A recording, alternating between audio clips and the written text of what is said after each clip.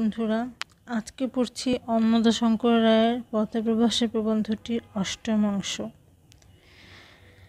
আমি ঘরে বসে লিখছি।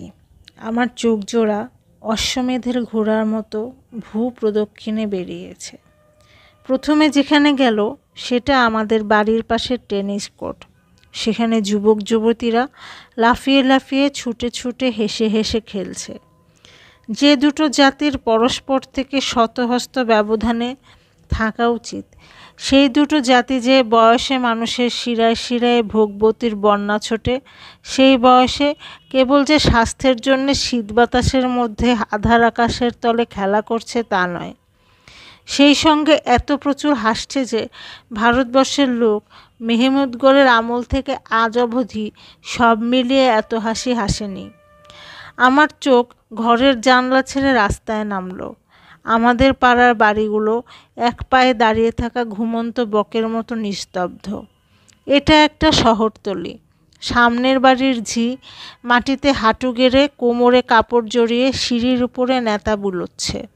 তার হাত প্রতিদেশের কল্যাণী নারীর হাত, ধুলা যার স্পর্শ পেয়ে প্রত্যহ শুচি হয়। আমার চোখ এগিয়ে চলল। এর পরের রাস্তাটা পাহাড় থেকে নেমেছে। তার নামবার মুখে খাস লন্ডন।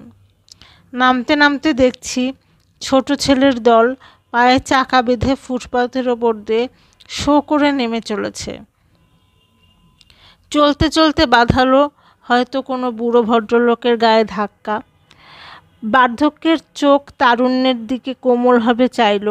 ছোট মেয়েরা দোকানের কাচের বাইরে থেকে ভিতরের কেক চকলেটের দিকে লুব্ধ নিরাশ দৃষ্টি ফেলছে। হয়তো দার্শনিকের মতো ভাবছে, কমল যদি এত সুন্দর তো কমলে কণ্টক কেন? চকোলেট যদি এত সুস্বাদ তো চকোলেটের চারপাশে কাচের বেড়া কেন? আমার চোখ পথে চলতে চলতে দেখছে মদের দোকানের ওপর বিজ্ঞাপনের নামাবলী, গির্জার দ্বারদেশে মুদ্রিত ধর্মানুষ্ঠান, কসাইয়ের দোকানে দোদুল্যমান ঋতচর্ম পশুর সব, কেমিস্টের দোকানে নানা রোগের দাওয়াই, পোশাকের দোকানে কাচের একপারে হঠাৎ থামা নরনারীর কৌতূহল দৃষ্টি, অন্য পারে চোখ ভুলানো পোশাকের নমুনা ও দাম। ফলের দোকানের কর্মচারিণী বাইরের কাজ ধুয়ে মুছে পরিষ্কার করছে। এমপ্লয়মেন্ট এজেন্সির কর্ত্রী ঝিদের জন্যে গিন্নি ও গিন্নিদের জন্যে ঝি ঠিক করে দিচ্ছে। সরকারি স্কুলের এক প্রান্তে ছেলেরা ও অপর প্রান্তে মেয়েরা সমান বিক্রমে মাতামাতি করছে। তাদের ভাগ্য ভালো, ভারতবর্ষে জন্মায়নি। সে দেশে জন্মালে এতদিনে ছেলেরা গোপাল হয়ে উঠত, মেয়েরা মেয়ের মা হতো। আন্ডারগ্রাউন্ড রেল স্টেশনের কাছে এসে আমার চোখ দোটানায় পড়েছে। ট্রেনে চড়বে না বাসে উঠবে? বাসেই উঠল। দোতলার এক কোণে আসন নিল। দুপাশে দোকান বাজার, দোকানে ক্রেতাকেত্রীর ভিড়, কর্মচারিণীদের ব্যস্ততা, উভয় পক্ষে শিষ্টাচার। রেস্তোরাঁ, দলে দলে নরনারী আহারে রত। পরিবেশনকারিণীদের মরবার ফুরসত নেই। ছুরি কাটা প্লেটের ঝনৎকার, সুখভোগ্য খাদ্যপেয়ের সুগন্ধবাহী ধোয়া। রেস্তোরাঁর বাইরে অন্ধ ভিক্ষুক চিরধারিণী পত্নীর হাত ধরে দেশলাই বেচছে বা বাজনা বাজাচ্ছে বা ফুটপাতে ছবি আঁকছে। রাস্তা মেরামত করছে কুলিরা, তাদের পরিধান কাদামাখা ও জীর্ণ। মুখে প্রতিদেশের কুলি মজুরের মতো সরলতাব্যঞ্জক প্রাণখোলা হাসি। জমকালো পোশাক পরা অশ্বারোহী সৈনিক চলেছে।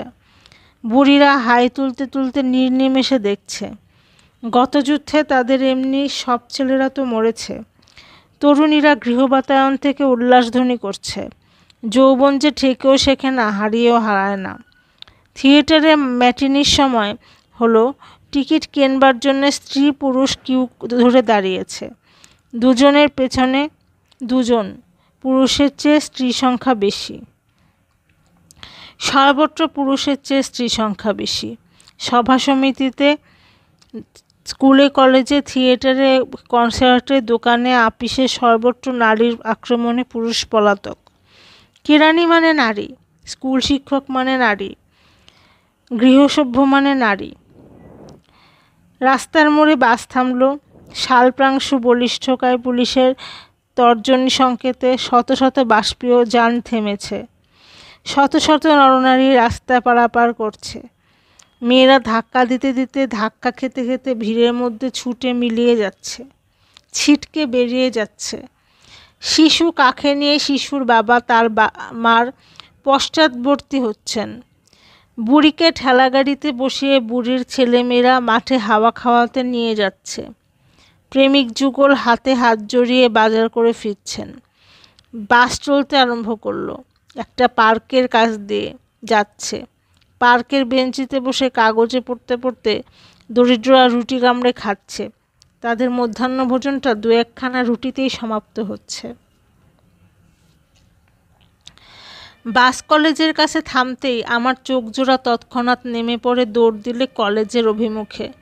কোনো অগ্রগামিনী হয়তো দয়া করে দরজাটা খুলে রাখলেন। প্রবেশ করে ধন্যবাদ দিয়ে কপাটটা খুলে ধরা গেল পশ্চাৎগতের জন্যে। তারপর ক্লাসে গিয়ে আসন অধিকার করা। অধ্যাপকের আগমনের আগে মেয়েদের তুমুল ফিসফাস। কে কি সাজ করে এসেছে অন্যমনস্কতার ভান করে দেখা ও দেখানো।